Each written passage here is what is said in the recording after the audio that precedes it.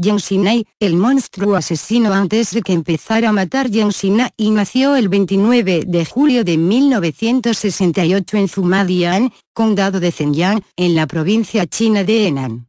Su familia era una de las más pobres del pueblo, y él fue el más joven de entre 4 hijos. Jiang Xinai Jiang era inteligente y podía terminar su educación básica, pero a los 17 años la abandonó y no volvió a casa. Estaba harto de su pobreza. Desde temprana edad, Jiang mostró ser un chico inteligente e introvertido.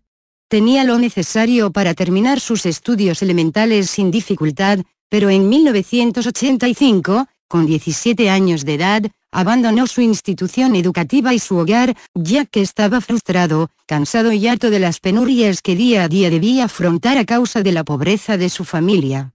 Para sobrevivir después de separarse de su familia, Jiang se dedicó a viajar y a subsistir a base de trabajos ocasionales como obrero. Nunca duraba mucho en esos empleos, ya que no era suficientemente responsable y comprometido. Además tenía una fuerte tendencia a llevarse cosas que no eran suyas, y cuando lo descubrían, además de ser despedido, debía sufrir la cólera de sus patrones y hasta las reprimendas policiales. Por un tiempo, Jiang pudo sortear las dificultades que le acarreaba su tendencia al hurto, pero después empezó a meterse en casas y a robar, y eso hizo que, entre 1988 y 1991, pasase realizando trabajos forzados en el campo por haber robado en Xi'an, Shanxi y Shijiazhuan. Cuando por fin salió, Jiang no estaba reformado en lo más mínimo. Los trabajos forzados solo habían aumentado el resentimiento social en él, y la ira que tenía acumulada podía estallar con cualquier detonante apropiado. Sin embargo, permaneció en relativa calma, lógicamente por temor y no porque se hubiese reformado, hasta que en 1996 sus bajos impulsos lo dominaron e intentó violar a una niña en Zhumadian, por lo que volvió a ser encerrado, aunque acabarían reduciéndole la pena a 3 años por el buen comportamiento que astutamente mostró. Los asesinatos. En 1999, Jiang salió de prisión gracias a su buena conducta. Las autoridades creían que el criminal había tomado conciencia, pero no era así, en realidad estaba peor que antes. Ya libre, Jiang tenía los bolsillos vacíos, el rencor a flor de piel, y el nefasto conocimiento de que les sería muy difícil ganarse la vida honradamente. Pese a eso, en esos tiempos logró hacerse con una bicicleta y hasta entabló una relación amorosa con una mujer que acabó siendo su novia, aunque ésta le dejó cuando se enteró de su oscuro pasado criminal. Ese era el detonante que se necesitaba. Pronto empezarían las matanzas. Jiang Xinai III. El arma favorita de Jiang era el martillo, pero, para despistar, nunca usaba el mismo martillo. En efecto, ese mismo año de 1999 y con la bicicleta que lo acompañó cuando conoció a la chica que lo abandonó, Jiang empezaría un itinerario de sangre que solo se detendría en el 2003, dejando a su paso 67 muertes. Su modus operandi era iba de una provincia a otra en su bicicleta, y por la noche entraba al hogar de las víctimas, casi siempre granjeros o agricultores. Entonces, ya dentro, empleaba un hacha, un martillo o una pala, golpeaba hasta matar a la víctima o las víctimas, y a veces violaba a las mujeres, acabando después con estas y con los presentes. Finalmente, solía tomar ropa nueva, zapatos grandes y dinero. Entre los crímenes más atroces de Jiang estuvieron los siguientes. En el primero, ocurrido en octubre del 2002, Jiang asesinó con una pala a un hombre y a su pequeña hijita de 6 años. Después violó a la embarazada esposa del difunto, dejándola viva, gracias a lo cual testificaría contra él en el juicio, pero gravemente herida. El segundo ejemplo representa el más destructivo de sus crímenes, ya que fue la sesión en que más víctimas mató, acabando con 5 personas en una sola noche, todas de la misma familia, Jiang Xinai IV. Aquí vemos las zonas de China en las que Jiang cometió sus numerosos asesinatos y violaciones. Este hecho ocurrió el 6 de diciembre del 2002, en Liuzhuan, y las víctimas fueron el granjero Liu Zanwei de 30 años, su madre, su esposa, y su hija. El único superviviente del hogar fue el padre de Liu Zanwei, Liu Zongyuan de 68 años, quien se salvó porque había dormido en una nueva casa aquella fatídica noche. Habíamos planeado movernos a la nueva casa el 9 de diciembre. ¿Quién iba a imaginar que ellos sufrirían aquella tragedia apenas 3 días antes? Dijo Liu Zongyuan a los reporteros chinos que lo vieron llorar frente a las cámaras. También, Liu Zongyuan dijo que había visto a su nieta muerta aquella mañana. Él encontró los cadáveres de mañana, que estaba yaciendo en el suelo, tenía un hoyo en su cabeza, y la habitación estaba repleta de sangre. El resto de los cuerpos también tenían las caras ensangrentadas, pero su esposa, víctima también del monstruo, aún vivía, en un penoso estado de agonía en que solo podía abrir y cerrar los párpados, no pudo volver a decir palabra alguna, y murió 10 días después en el hospital, con los recuerdos de la matanza zumbando como moscas, y la boca incapaz de proferir palabra alguna que diera cuenta de la carnicería que presenció aquella noche, más oscura que cualquier otra noche de su vida. Añadiendo más detalles al cuadro de aquel 6 de diciembre, Yang confesó posteriormente que había usado un martillo de hierro ese día, que después enterró el martillo en una tumba cercana, que arrojó las ropas ensangrentadas a un río, y que, al igual que lo hizo y lo volvería a hacer, consiguió después otro martillo, puesto que nunca usaba el mismo por razones de seguridad.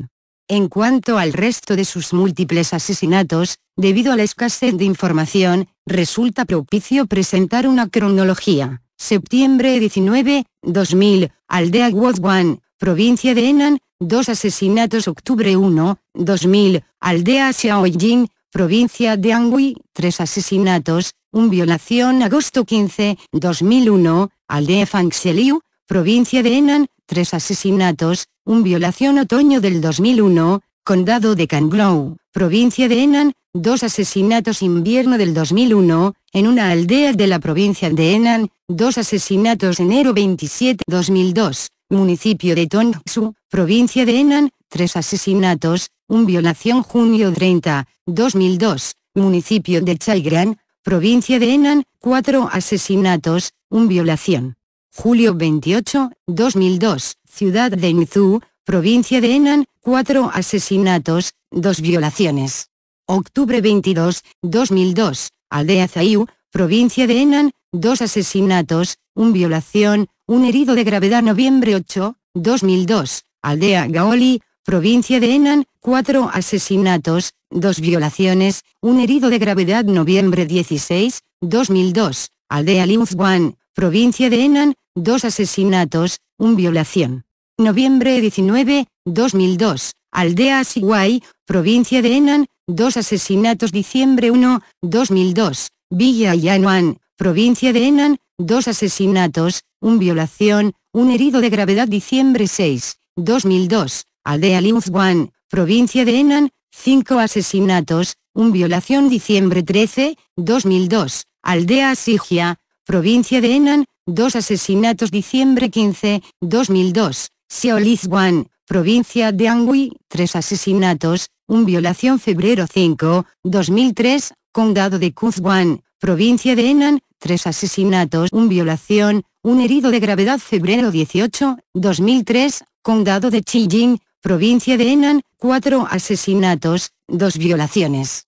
Marzo 23, 2003, pueblo Chengguan, provincia de Henan, 4 asesinatos, 1 violación. Abril 2, 2003, aldea Sanlizai, provincia de Shandong, 2 asesinatos. Agosto 5, 2003, aldea Lidao, provincia de Bei, 3 asesinatos. Agosto 8, 2003, aldea Dongliangxian, provincia de Bei, 5 asesinatos. Arresto, juicio y ejecución. Yang Xinai fue detenido el 03 de noviembre del 2003, por comportarse de manera sospechosa durante un retén policial en un centro de diversión nocturna en Canzhou, Hebei. Los agentes le impusieron detención preventiva y, durante el interrogatorio, descubrió que era el monstruo al que se destacaba en varias provincias por diversos asesinatos y violaciones. Cuando la prensa se enteró, empezó a hablarse del monstruo asesino. Apareció en las portadas de todos los diarios más importantes de China. Al fin sabían quién estaba detrás de tanta sangre, y es que, antes de su captura, ya los crímenes de Yang habían estado saliendo en los principales diarios de China, y esto generó cierto tanto temor que incluso muchos comerciantes cerraban de noche por miedo al asesino. Jan había confesado 65 asesinatos y 23 violaciones, además de múltiples ataques. 49 de los asesinatos y 17 de las violaciones habían ocurrido en Henan, por lo cual fue también conocido como el monstruo de Henan. Mientras, 8 asesinatos y 3 violaciones se dieron en Hebei, 2 asesinatos y 2 violaciones en Anhui, y 2 asesinatos y 1 violación en Shandong. En varias escenas de crimen, los forenses encontraron rastros del ADN de Jiang Xinai. El juicio de Jan se abrió el 1 de febrero del 2004, y tuvo gran atención mediática e impactó profundamente a la opinión pública. En el asesino reveló sus motivaciones, y sufrió el desprecio de la sociedad y de su propia familia, ya que solo el abogado defensor lo acompañó. Finalmente se lo encontró culpable de 67 asesinatos y 23 violaciones, por lo que la corte de la ciudad de Luohe, provincia de Henan, en la cual fue juzgado, le impuso pena capital, y el 14 de febrero de ese mismo 2004, al igual que Chikatilo, Jiang Xinai murió de un tiro en la nuca, una muerte misericordiosamente rápida, si se tiene en cuenta la agonía que sus víctimas sufrieron cuando él les rompía la carne y los huesos con martillos de hierro. ¿Qué lo motivaba a actuar?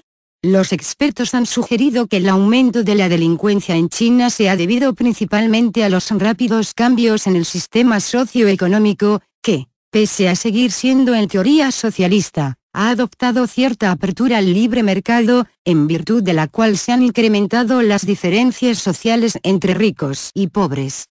Paralelamente a eso y en el mismo marco de causalidad socioeconómica, el gobierno chino ha debido permitir mayor libertad de movimiento a los ciudadanos a fin de permitir el grado de flujo de mano de obra requerido para la modernización de la industria.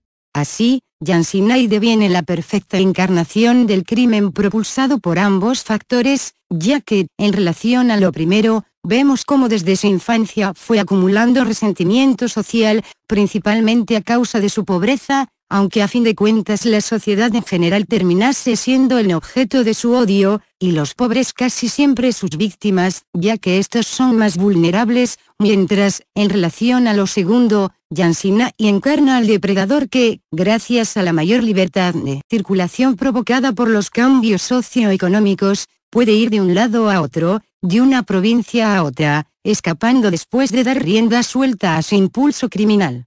Descrito por la policía como un vagabundo perturbado y de carácter introvertido, que disfrutaba matando, Jiang Xinai cometía sus crímenes por el susodicho resentimiento social y odio hacia la sociedad, pero también por codicia, por odio hacia las mujeres, debido a que su novia lo abandonó, y porque, según contó, disfrutaba matando y violando.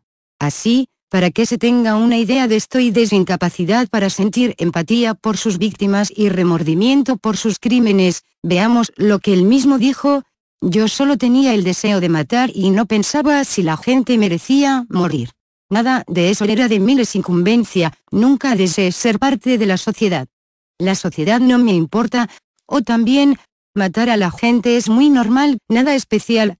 Por otra parte, y es gracias a esto que en la prensa de habla anglosajona se le conoce como The Notebook Killer, se sabe que sus parientes, que ahora viven en Pensilvania, USA, dijeron que Jan solía hablar de Plato Flats, un lugar ficticio con el cual estaba obsesionado y en el cual tenían lugar todas las historias que le estaba escribiendo y, sin que en aquel momento lo supiesen, también viviendo en cierta forma. Asimismo se supo que tenía dibujos y bosquejos de otras ideas en sus cuadernos de notas, dentro de los cuales también había representaciones de ideas que él tenía para historias y películas que deseaba crear. Punto.